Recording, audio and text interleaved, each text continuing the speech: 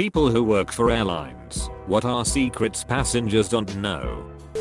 When flying overseas, there are generally no systems tracking the movement of your aircraft for several thousand miles, i.e., how they go missing. People fake needing a wheelchair to gain boarding priority. 10 wheelchairs get on and only one person needs it getting off. We call them miracle flights. I worked with cruises for a while, and apparently there's this constant problem with elderly people feigning feebleness to get the prized wheelchair cabins, which have more space and a bigger shower.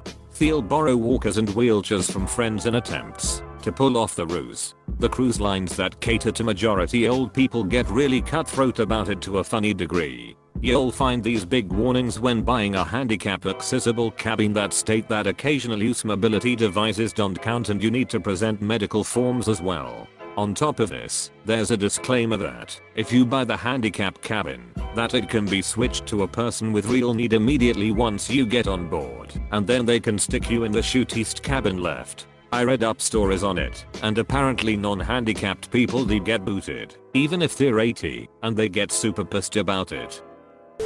If you checked your dog, there's about a 30% chance it's terrified before it even gets on the plane. Who knows how scared it gets during the actual flight? Backroom agents will usually try to comfort a scared animal, but all we can really do is talk to it. So if you write your pet's name on their carrier, it usually helps a lot. I've never seen a cat who was scared in the backroom. Cats don't give a frick. That there's a huge list of things that can be missing from the aircraft while still being allowed to fly. True, it's called a minimum equipment list, MEL. Counterintuitively, it's a list of what can be broken on the aircraft while it still remains airworthy. It should be noted that the operational limits of the aircraft are altered to respond to broken parts. For instance, if certain lights are broken, the aircraft is restricted to daytime use. You know how all the other armrests can be raised except for the one next to the aisle? Turns out that one can be raised as well via a small button and a divot on the underside of the armrest. Useful if you want to spread out a bit more, though some flight attendants may tell you to put it back in place. If you check a skateboard by just slapping a sticker on it, it will get ridden or used as a dolly. Paramedic here. If you switch on your alarm lights on the ambulance while being on the inner field of the airport because, well, you just get there, sometimes they will totally shut down all incoming and outgoing flights until they know exactly what's going on. My buddy learned this the hard way. Needless to say, people got mad at him. I'm an outstation mechanic for multiple airlines. I cover all flights at a major US city airport by myself. Where to start? If your flight has a maintenance delay and there is no on-station mechanics for that carrier, I get called. If it's a quick fix, I fix it. If not, we check to see if it can be deferred to get fixed later. Either way, most of your delay is spent waiting on me to do all the paperwork to clear the aircraft, or for me to finish you the other 7 calls I'm out on to get to your plane. There is also constant pressure on both me and the pilots to clear/fly aircraft that have some fairly significant problems. I have airlines try to get me to sell some pretty sketchy stuff to the pilots to get them to fly and avoid a costly delay. I have no problems telling a pilot to call his controller/dispatchers and tell them to frick off if I'm not comfortable with whatever concoction of deferral action I was asked to perform. Don't get me wrong. The airlines would never willingly fly an unsafe aircraft, but if there is, say, an engine vibration that is just right at a cant hair under the limit, they will fly it. If the oil is super low, but servicing it will cause a delay, service it at the next stop. If the pilot encounters something at altitude that I can't duplicate on the ground, sign it off and see if it happens again. Those are the ones I usually push back on, depending what it is. Also, if you have to get out of your seat so a mechanic can fix something, don't bitch about it. I get harassed all the time by passengers, even though my sole purpose is to get them in the air. Besides, I tell gate agents all the time not to load packs until I get out there, but they never listen, so go bitch at them. This is turning into a soapbox, so I will stop. Not a secret, just common sense. The reason some bags miss their flight or get misrouted is because passengers don't remove old tags. It confuses handlers as well as the conveyor belt scanners. I see it happen all the time. I used to work for a warehouse that supplied a certain airline with items. The headsets that are given to you are not new, despite being wrapped up. They are taken off the flight, cleaned, and then packaged again.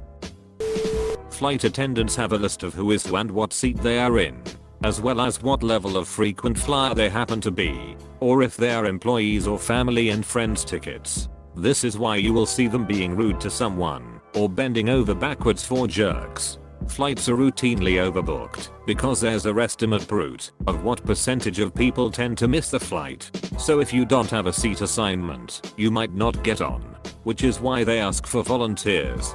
If you are a frequent flyer and know the busy times and flights, you could volunteer all day from every flight going to a hub and make $1,000 in credit. Invest in quality luggage. You are the only one that handles your bag with care. Your bag is going to take a beating in the system. Edit. Wow, this got a lot of attention. Yes, I know Southwest flyers don't have a list of who is sitting where. Obviously. I have to say to any redditors out there, if you get a chance to work for an airline, take it. It was a great experience in my early 20s. Even while going to college on my days off, I was also able to fly around the world for free. I can't recommend it enough. Sure, there are plenty of bad experiences like getting yelled at all day long by irrational and irate passengers whose flight you just cancelled after you had them wait for hours, or dumping the lav on a windy day, or knowing you're walking into a very bad day of work just because the weather is bad in your city or wherever your flights are coming from. They pay nice and great, but if you enjoy traveling, work for an airline. Employees and their families get ID tickets. ID is for industry discount, which means they only pay taxes and fees and nothing for the actual ticket. The airlines basically lets them fly for free, and not just with their own airline, but with every airline and any alliance. The tickets are standby tickets, so you're not guaranteed to get on board, but you get a seat more often than not. The family members can travel on these tickets without the employee. My dad worked for an airline in Star Alliance, so I used to get free tickets with airlines in One World and SkyTeam as well as Star Alliance. I usually traveled in business class, all around the world. A return trip between Europe and Japan was something like $200 in business class, and maybe $50 in economy. I don't get any perks anymore, as it was only valid until I turned 25. Sometimes your pilot can be on food stamps because they only make 19k/year. Baggage handlers see hundreds of bags a day. No bag is treated special unless it is obvious. Even then, depending on the person, sometimes they're not, which is rare. Bags are not intentionally harmed. They are, however, intentionally thrown, slit, jostled, stacked under hundreds of pounds of other bags, and exposed to the element, because that is the nature of the job. You can safely assume that your bag is touched and handled by at least 7 to 8 people per flight segment if you are connecting at least 10 different people, not including TSAP. Sometimes, the vehicle that fills the potable water for washing hands and making coffee is parked next to the vehicle that is used to dump the shooters and fill the blue juice for the labs. They're not supposed to. Sometimes, they're parked at a distance from each other, which is policy, yet the guy who is filling the water is using gloves that he hasn't changed in over 2 years. The most power you could probably wield is Twitter. The employee in front of you has so little power to actually remedy tough situations. Baggage handlers are usually short-staffed. As well, customer service agents are usually limited in their options. Also, it would help us get a message to higher ups, because our work is not being supported as it should be. Hell, I'd even recommend asking an employee about the problem and say something like, if I were to take my complaint to Twitter, how could I phrase it in a way that would help you too? You get more customer protections buying directly from the airline. All those third-party travel sites are owned by the same company, and you lose a lot of the rights afforded to you in the airline's contract of carriage. If you're nice to people, they'll be nice back to you. When the drink cart is coming through, you can ask for a full can of pop instead of the tiny little cup filled with mostly ice. Not particularly a secret, but one time I was upgraded to business class on a plane that was delayed for maintenance. Just settling into my middle row/aisle seat up at the movie screen/bulkhead when a hatch in the floor of the cabin right at my feet flipped open and the maintenance engineer climbed up. He had a clipboard of paperwork for the pilot to sign, then climbed back into his hole, tipping his hat to the passengers before closing the hatch over his head. If you look for it, you can see a recessed pull ring in the cabin floor in front of the first row seats behind seat pit.